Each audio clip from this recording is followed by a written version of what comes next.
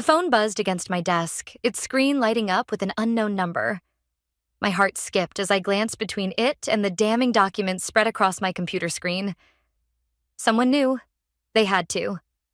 I'm Samantha, and until that moment, I was just another corporate drone at Quinn Enterprises, working beneath the watchful eye of my Uncle Connor. Family business, the kind where secrets stay buried and loyalty means everything. Or at least that's what I thought until 10 minutes ago. Hello? I answered, my voice steadier than I felt. Silence. Then a click. My hands trembled as I returned to the spreadsheets I'd discovered buried in our company's archived files. The numbers didn't lie. Millions in unexplained transfers, shell companies, and what looked suspiciously like money laundering. My cousin Caleb's digital fingerprints were all over it. Hey, Sam, got a minute? Sophia's head popped around my office door. My colleague's usually cheerful face was drawn with concern. Connor's looking for you. Something about the quarterly reports? I quickly minimized the screen. Thanks, I'll head up soon. Everything okay? You look like you've seen a ghost. I'm fine, I lied, gathering my thoughts. Just processing some numbers. She lingered in the doorway. Listen, if you need someone to talk to... I said I'm fine, I snapped, then immediately regretted it. Sorry, Sophia. It's been a long day. After she left, I pulled up my email and started drafting a message to the SEC. My finger hovered over the send button as memories flooded back. Family dinners, Christmas mornings, my uncle's proud smile when he'd hired me fresh out of college. But then I remembered the conversations I'd overheard, the way Caleb had been acting lately, the unexplained luxury cars and vacation homes. My phone buzzed again. This time, a text from my sister Vivienne. Dinner at Mom's tonight, don't forget. I closed my eyes, knowing this might be the last normal family dinner I'd ever attend. The evidence was irrefutable.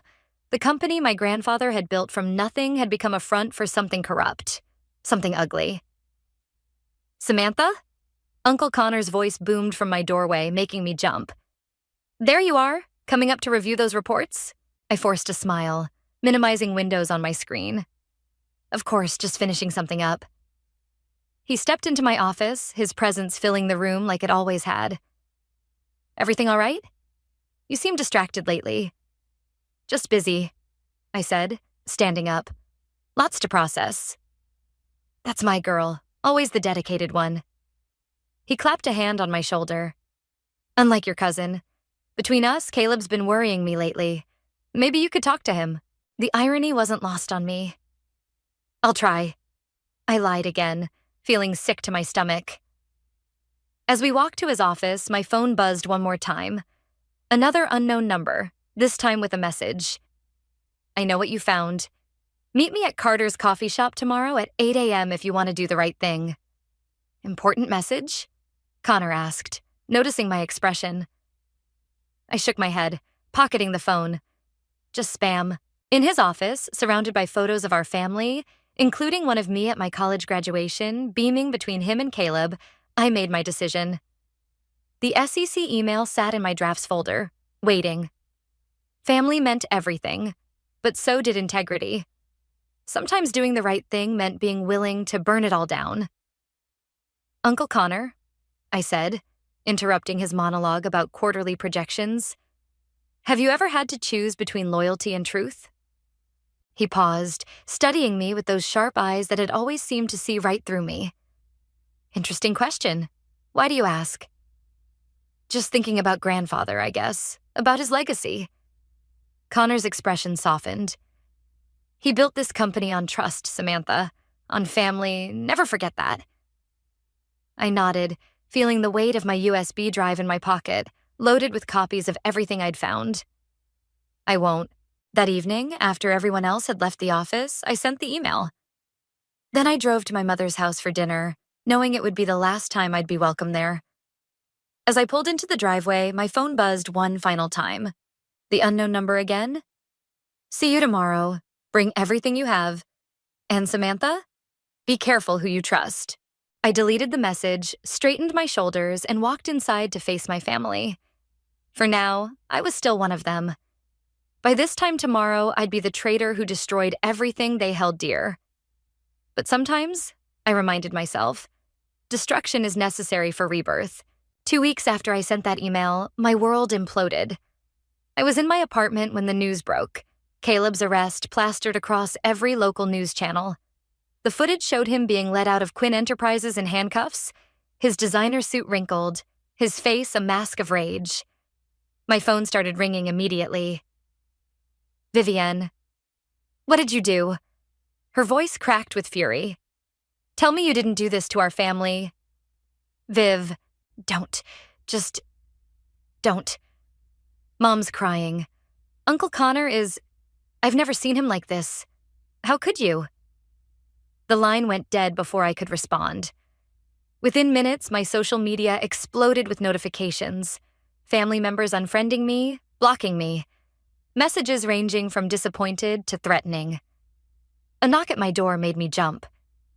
Through the peephole, I saw Sophia, looking nervous.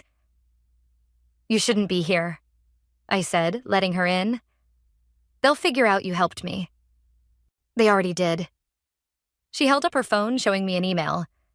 I've been fired, along with anyone they suspect might have known about the investigation. I'm so sorry. Don't be. I knew what I was getting into. She sat on my couch, running fingers through her hair. But Samantha, there's something else. Something about Caleb's arrest doesn't add up. My TV was still playing the news coverage. Uncle Connor stood at a podium outside the company building, his face grave. This betrayal, his voice boomed through my speakers, comes not just from federal authorities, but from within our own family. My niece Samantha has chosen to destroy everything we've built. She has fabricated evidence against her own cousin, manipulated data, and... I switched it off, hands shaking. He's lying. I didn't fabricate anything. I know, Sophia said quietly. But that's not what I mean. The transactions you found? They were backdated. Someone wanted you to find them. My doorbell rang again. This time it was Aunt Melina, Caleb's mother. When I opened the door, her hand cracked across my face before I could speak. You vindictive little snake, she hissed. My son is in jail because of you. Your son is in jail because he broke the law. I shot back, touching my stinging cheek. Or did you think those millions appeared by magic? You have no idea what you've done. Her voice dropped to a whisper. No idea what's really going on. But you will. When everything falls apart, remember this moment. Remember you caused it. After she left, Sophia helped me pack a bag. You can't stay here, she insisted. They know where you live and they're out for blood. I'm not running away. It's not running away, it's being smart. Besides, she smiled grimly, don't you have a meeting to get to? I looked at her sharply. How did you... The coffee shop messages. That was Abel Taylor. He's a lawyer I know, specializes in corporate whistleblower cases. He's been building a case against Quinn Enterprises for months. You just gave him the final pieces. My phone buzzed with a text from Vivienne. Uncle Connor is having an emergency board meeting. They're voting to freeze your shares in the company. Hope you're happy with yourself. I smiled, despite everything. They didn't know about the new company I'd quietly registered last month, or the clients I'd been courting.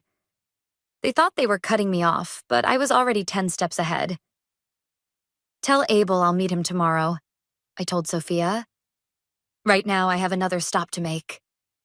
The prison visiting area was cold and sterile. Caleb sat across from me, his eyes hollow. Come to gloat? He spat. Come to understand. Those transactions were backdated, Caleb. Someone set you up and I think you know who. His face went pale.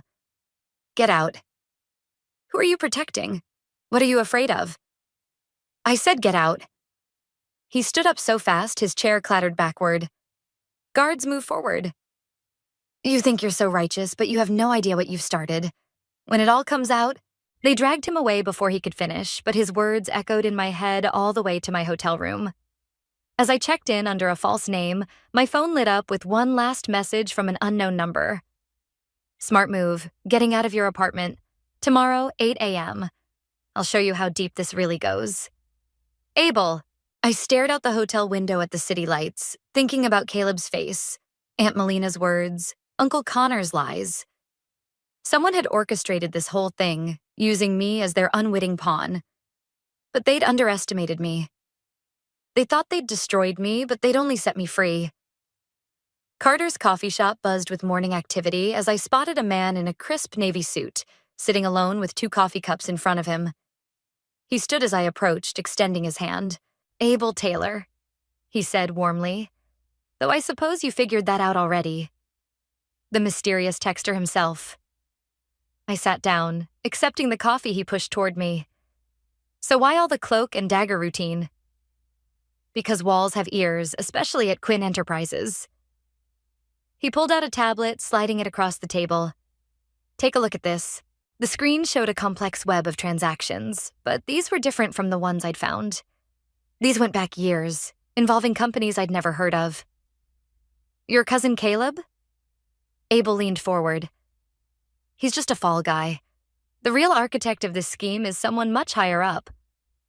Uncle Connor? Think bigger. He swiped to another document. Your uncle answers to people too. Powerful people who needed a legitimate business to wash their money through. My coffee turned bitter in my mouth. How long have you been investigating this? 2 years, but we could never get inside access until I happened across those files. I set my cup down hard. So Sophia working with me, that wasn't a coincidence? She came to us first, actually. Said she suspected something was wrong but needed help proving it. Abel's eyes softened. She risked everything to help you, Samantha. My phone buzzed. Aunt Melina's number flashed on the screen. Speaking of risks. Abel nodded at my phone. You should answer that. I did, bracing myself for more accusations. Instead, Melina's voice came through shaking. I need to see you, she whispered. Please. Not about Caleb, about something else. Something worse. I looked at Abel, who was already gathering his things.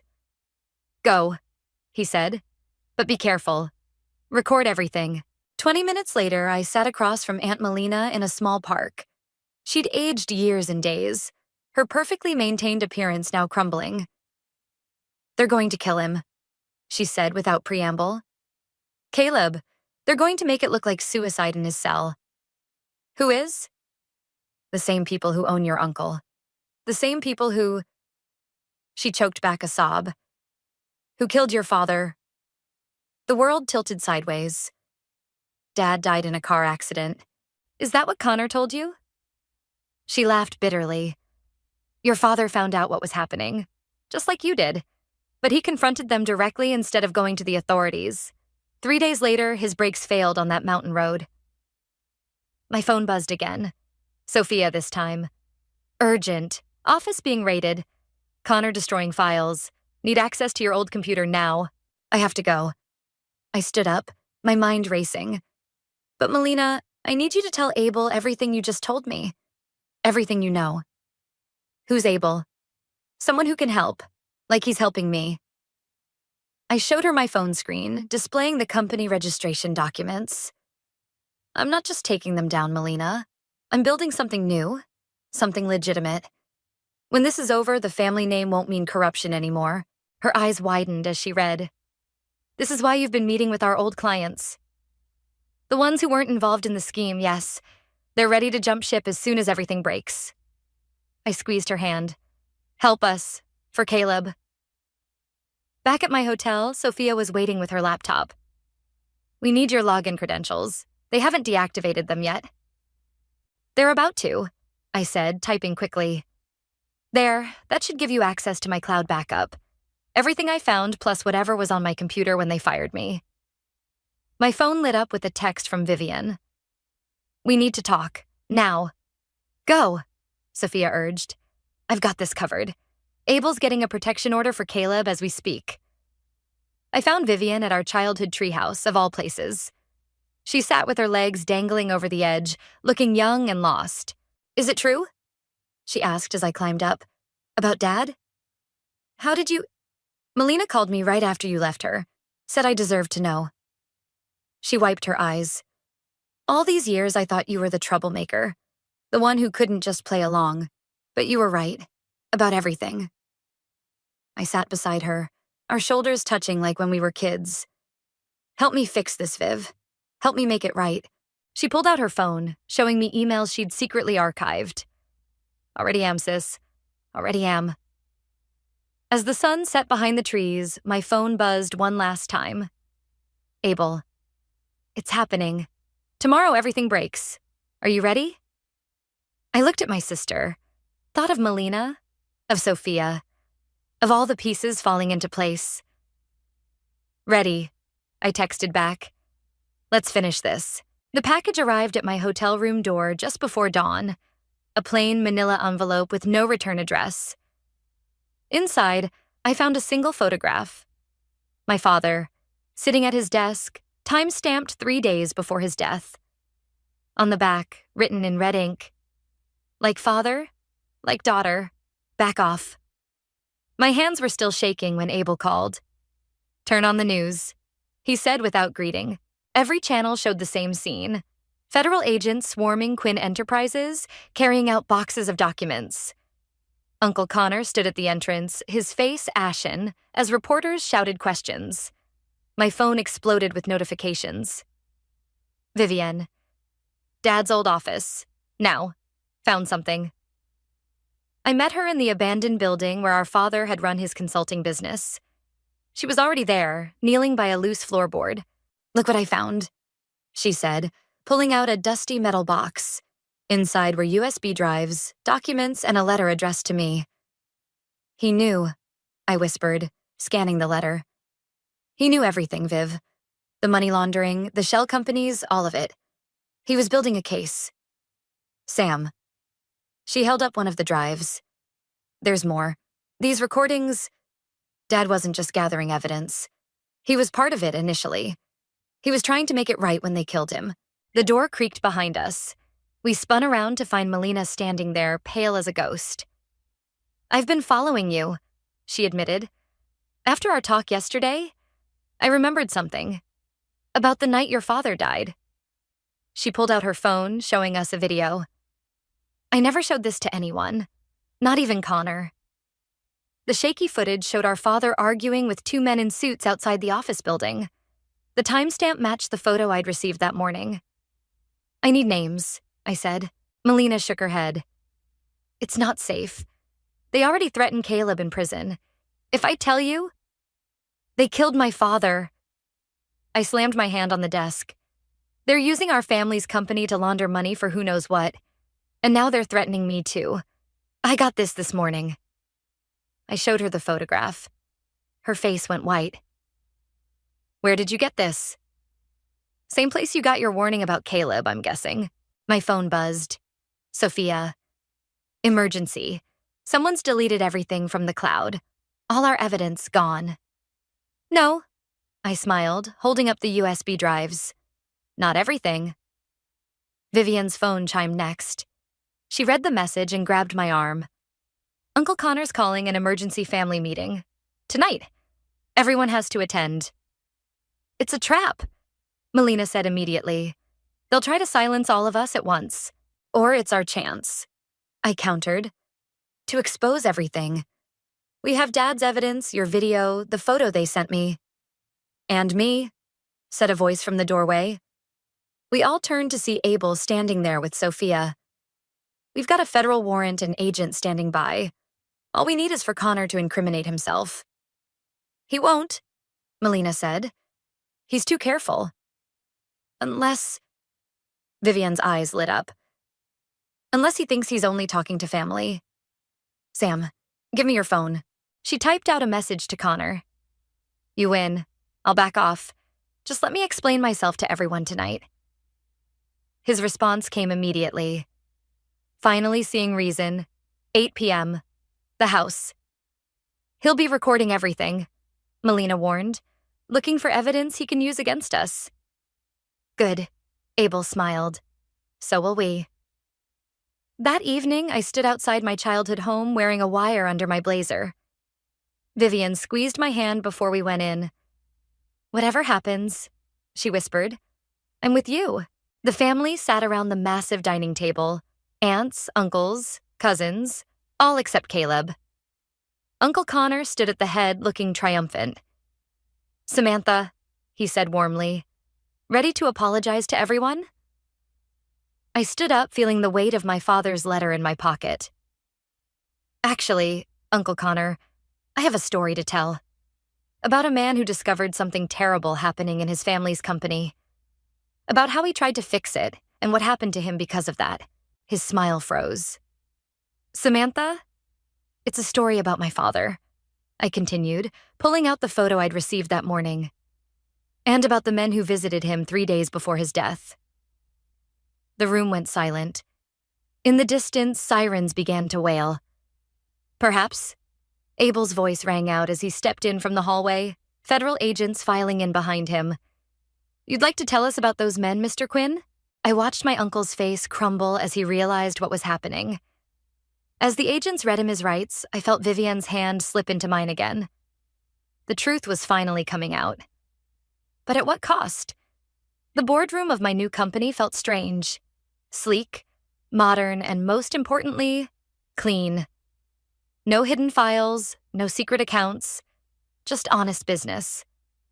3 weeks after Connor's arrest, I sat facing the former clients of Quinn Enterprises, laying out my vision. "The transition will be seamless," I explained, sliding contracts across the polished table. "Same service quality, but with complete transparency." "And the legal issues?" Margaret, our biggest potential client, raised an eyebrow. "We can't risk association with—" "Everything's been vetted by federal authorities." Abel cut in smoothly from beside me. "Ms. Quinn's new venture is completely separate from the previous entity." My phone buzzed. A message from the prison. Caleb wanted to see me. Again. "Excuse me," I said, standing. "My colleague Sophia will walk you through the details." In the hallway, Vivian waited with coffee. "Another visit request?" "Third this week." I took the cup gratefully. "He keeps insisting there's more to the story." "Maybe there is." She pulled out her tablet. "Look what I found in Dad's old files." The document showed a series of transactions predating even Connor's involvement. Names I recognized. Powerful people in politics, finance, technology. "This goes higher than we thought," Vivian whispered. "Way higher." My phone rang. "Melina, turn on the news now." We rushed to my office just in time to see Connor being led into court. The headline below read, "Quinn Enterprises CEO claims conspiracy, names major players." "He's talking," Vivian breathed. "Because they want him to," came Abel's voice. He stood in the doorway, face grim. "Think about it. Why now? Why is he suddenly naming names?" "Because they're the wrong names," I realized. "He's creating a false trail." My office phone lit up. Margaret and the other clients were leaving. I rushed back to the boardroom, but it was too late. "We can't take the risk," Margaret said apologetically. "Not with these new allegations flying around." I watched months of planning crumble as they filed out. Back in my office, I slumped into my chair. "We need to talk to Caleb," Vivian insisted. "If Connor's creating a false trail, maybe Caleb knows the real one." 2 hours later, I sat across from my cousin in the prison visiting room. He looked better than last time. Clearer, more focused. "They killed Dad, didn't they?" he asked without preamble. "Yes." "Because he found out about the political connections?" I leaned forward. "What political connections?" "The ones Connor's not naming." Caleb glanced around nervously. "Look, I was just the numbers guy. I moved money where they told me to. But sometimes, late at night, I'd see things. Names. Real names." "We need those names, Caleb." "You don't understand," he hissed. "These people, they own judges, cops, entire departments. Why do you think Connor's still alive? He's playing his part." My phone buzzed. "Sophia. Emergency. Office broken into, all files copied." "They're moving fast." Abel said when I showed him the message back at the office. They know we're close. Then we move faster. I pulled out my father's letter. Dad mentioned a backup plan, something he called Protocol 7. Melina, does that mean anything to you? She'd been quiet since arriving, but now she straightened. The 7th floor. Your father's old building had a hidden room there, behind the maintenance closet. That's where we're going, I announced. Tonight. It's too dangerous, Abel protested. They're watching us. Then we give them something else to watch. I turned to Sophia. Remember that press release we prepared? About the new company? Send it now. But we just lost all our clients, she said. Exactly. While they're celebrating our failure, we'll be finding the truth. That night, as business news reported the collapse of my new venture, 4 of us crept into my father's old building. The 7th floor was dark, dusty with disuse. Here, Melina whispered, pushing aside a shelf in the maintenance closet. Behind it, a small door. Inside, we found a single laptop, ancient but carefully preserved. As it booted up, a video file started playing automatically. My father's face filled the screen. Samantha, if you're watching this, you've figured it out. Everything you need is here. The real names, the real conspiracy. But baby girl, be careful. What you're about to learn? The screen suddenly went black. Behind us, a voice spoke. That's quite far enough. We spun around to face the darkness, and I finally understood why Uncle Connor had been so afraid. Senator Marcus stepped out of the shadows, flanked by 2 men in dark suits, the same men from Melina's video of my father. I was wondering when you'd find this place, he said, his politician's smile never reaching his eyes.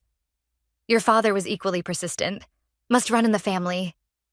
You killed him, I said, my voice shaking with rage. Now. Accidents happen, just like they might happen to your cousin Caleb if this goes any further. He gestured to the laptop. Hand it over.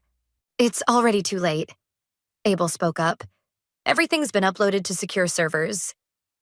The senator laughed. Mr. Taylor, please. We both know that's not true. You're bluffing, just like you bluffed about having evidence against Connor. My blood ran cold. How did he know about that? You've been watching us, Vivienne realized. All along. Of course we have. Did you think Connor's confession was spontaneous? We've been directing this little play from the beginning. He stepped closer.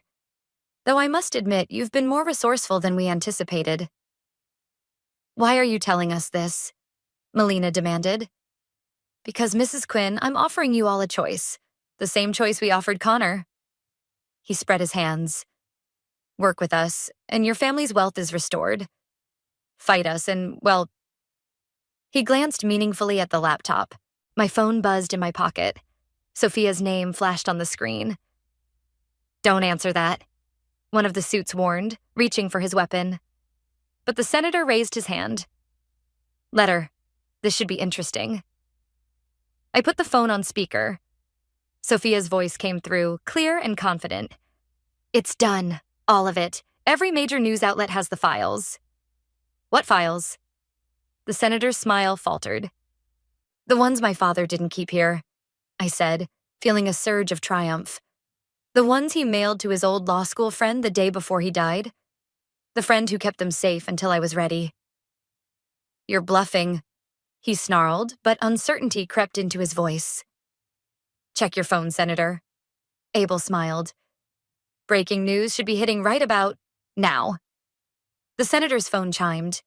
As he read, his face drained of color. Impossible, he whispered. My father knew you'd find this place. I continued, strength flowing into my voice. Knew you'd think you had won. That's why he made sure the real evidence was somewhere else. Somewhere even I didn't know about until Sophia decoded the message hidden in his letter. The suited men looked uncertainly at their boss, whose phone was now buzzing continuously. Sir, one said urgently, we need to go. Now. This isn't over. The senator hissed, backing toward the door. Actually, it is, came a new voice. Federal agents poured into the room, led by a woman I recognized from the news, the head of the FBI's white-collar crime division. "Senator Marcus," she said formally, "you're under arrest for conspiracy, obstruction of justice, and accessory to murder." As they led him away, he turned back to me. "You have no idea what you've done. The people I work for will be joining you shortly." The FBI agent cut in. "Ms. Quinn's father left quite a detailed trail. We've been building this case for years, waiting for the final pieces." Later, in my office, we watched the dominoes fall on every news channel. Politicians, business leaders, judges, all exposed by my father's hidden files. "He knew," Vivian said softly. "He knew they'd kill him, so he made sure the truth would come out eventually." My phone buzzed. "Caleb. Just saw the news. Guards say I'll be released tomorrow. The evidence shows I was coerced. Sam, thank you." Another message followed from Margaret. "Meeting tomorrow? Think we need to revisit those contracts." "So what now?" Melina asked, looking around at our small group of conspirators. "Now," I said, pulling out fresh contracts. "We build something honest. Something worthy of my father's sacrifice." "And the family?" Vivian asked quietly. I looked at Melina, thought of Caleb, even Uncle Connor. "We heal. Together." Abel raised an eyebrow. "Even Connor?" "He made his choices," I acknowledged. "But he also protected us in his own way.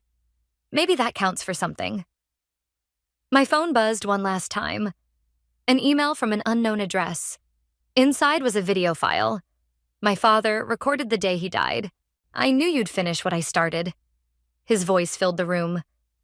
"Remember, Samantha, true legacy isn't about money or power. It's about doing what's right, no matter the cost." I looked around at my unlikely team. My sister, my aunt, my friends. Together, we'd torn down a corrupt empire. Now came the harder part.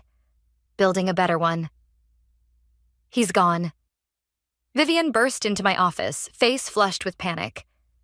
"Caleb's disappeared with all the new business proposals." I stared at her, my coffee cup frozen halfway to my mouth. "What?" "The thumb drive with all our client presentations, financial projections, everything. Gone. Along with him." My phone rang. Sophia. "Sam, you need to see this. Caleb just emailed all our potential clients, claiming we stole his intellectual property." 3 months of careful planning, of rebuilding trust, threatened to unravel in minutes. I grabbed my keys. "Where are you going?" Vivian called after me. "To stop history from repeating itself." I found Caleb exactly where I expected, our grandfather's old lake house. His car was parked haphazardly in the gravel driveway. "I wondered how long it would take you to figure it out," he said as I walked onto the deck. He sat in our grandfather's rocking chair, laptop open on his knees. "Why, Caleb?" "Because it should have been mine." He slammed the laptop shut. "I was the one who stayed loyal. I was the one who went to jail. And now you're giving away our clients to your new company?" "I'm not giving them away. I'm offering them a legitimate business partnership." "With you in charge?" He laughed bitterly. "Always perfect, Samantha, Dad's favorite, the moral compass of the family." "Is that what this is about? Dad? He trusted you with everything. His plans, his evidence, his legacy. What did I get? A prison sentence and a ruined reputation." "You got a second chance," I said quietly, "which is more than Dad ever got." His face crumpled. They would have killed him anyway, even if I had warned him. The words hung in the air between us. My hands started shaking. "You knew?" My voice came out as a whisper. "You knew they were going to kill him?" "I overheard Connor talking to the senator. I thought they were just trying to scare him off." Tears streamed down his face. By the time I realized what they really meant, it was too late. My phone buzzed. "Abel. Damage control in progress, but we need those proposals back now." "Give me the drive, Caleb." "Or what? You'll send me back to prison?" He stood up, walking to the deck railing. Maybe I should just upload everything online. Let everyone see your precious plans. Those plans include you. He turned. What? I pulled out a document from my bag. Read it. Page 3, partnership structure. His hands trembled as he read. 20% ownership? Vice President of Operations? Your family, Caleb. Despite everything. Dad believed in second chances. That's why he left all that evidence. Not just to expose the truth, but to give us a chance to make things right. I don't deserve it. No, I agreed. But you can earn it. Starting now. He pulled the thumb drive from his pocket, staring at it. I already sent those emails. My phone buzzed again. Sophia. Crisis averted. Clients all received our explanation. Most found Caleb's claims suspicious given his history.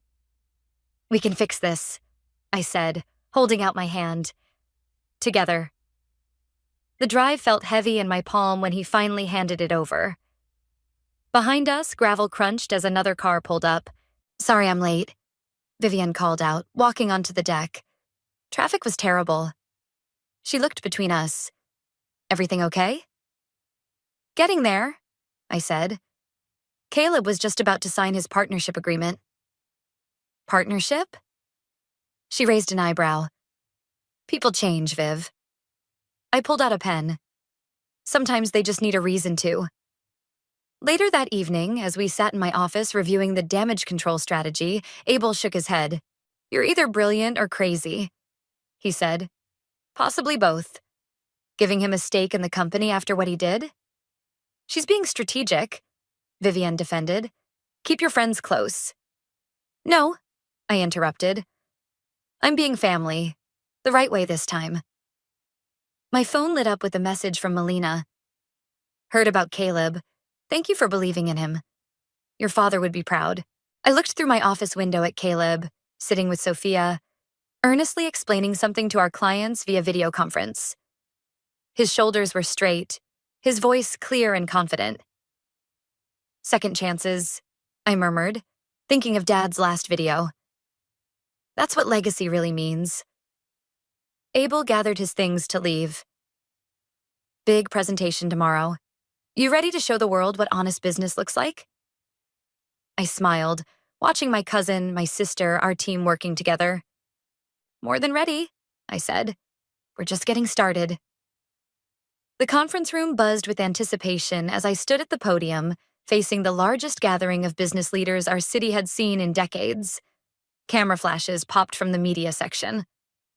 Today, I began, we're not just launching a company. We're redefining what family business means. In the front row, Vivian gave me an encouraging nod. Beside her, Caleb sat straight-backed in his new suit, pride replacing his former shame. Melina dabbed at her eyes with a tissue. Quinn Enterprises was built on secrets, I continued, but Quinn Solutions is built on transparency. I clicked to the first slide, showing our revolutionary business model. Every transaction traceable, every deal ethical, every partnership meaningful. My phone vibrated in my pocket. A message from the prison. I ignored it. Uncle Connor could wait. Some of you knew my father, I said, my voice steady. He believed business could be both profitable and principled. He died defending that belief. Today, we prove him right. The presentation flowed perfectly. When I opened the floor for questions, Margaret stood first. As someone who worked with both Quinn Enterprises, she said, I have to ask, how can we be sure history won't repeat itself? Because of this, Caleb stood up, unscripted. May I, Sam? I gestured him forward, heart pounding. I was part of the old system, he said, his voice carrying clearly. I chose wrong. I hurt people. But standing here today, helping build something honest. He pulled out a folder. These are documents showing every illegal transaction I ever handled. I'm submitting them to the FBI voluntarily. Gasps rippled through the room. This wasn't part of our plan. My cousin offered me redemption. Caleb continued. Now I'm earning it. Complete transparency, starting with me. Cameras flashed frantically. In the back, Abel gave me a thumbs up. The questions flew fast after that. With each answer, I could feel the room's skepticism melting into genuine interest. By the time I announced our first major contract, a government infrastructure project with unprecedented public oversight, the energy was electric. One last thing, I said as the presentation wound down. Every employee in our company, from executives to entry level, will have profit sharing and voting rights on major decisions. Because true legacy isn't built by individuals. It's built by family, both blood and chosen. The applause was deafening. As reporters swarmed forward, my phone buzzed again. This time, I checked it. Ready to talk? Connor's message read, I have information about the senator's remaining allies. What do you think? I showed the message to Abel. Could be useful, he mused. But be careful. Actually, Vivian cut in, let me handle Connor. You've got something more important to do. She nodded toward the door, where Sophia stood with an elderly man I'd never seen before. Ms. Quinn, he said as I approached. I'm Robert Marshall, your father's law professor, the one he trusted with those files. My throat tightened. Thank you for keeping them safe, for waiting until the right time. Don't thank me, he smiled. Thank him. He knew exactly who you'd become. He handed me an envelope. He left this too, said to give it to you when you'd finished what he started. Inside was a single photo. Dad and me at my college graduation, both of us laughing. On the back, he'd written, The best legacy is the truth we leave behind. I'm so proud of you, baby girl. Sam, Caleb called out urgently. The governor's office is on the line. They want to discuss statewide infrastructure contracts. I tucked the photo into my jacket pocket, right over my heart. Professor Marshall, I said, would you like to see what your former student's legacy has become? He followed me back to where my team waited. Vivian coordinating with PR, Caleb on the phone with government officials, Sophia preparing contract documents, Abel reviewing legal details, Melina handling client relations. Your father once told me his biggest dream was to build something that would outlast him, Marshall said quietly. Something true. I watched my family, both blood and chosen, working together to create something honest, something real. He did, I replied. He built us. My phone buzzed one final time. A news alert. Quinn Solutions sets new standard for corporate transparency. I smiled, thinking of Dad's words in that last video. True legacy isn't about money or power. It's about doing what's right, no matter the cost. We'd paid the cost. Now we were claiming the legacy. The right way, the true way, together.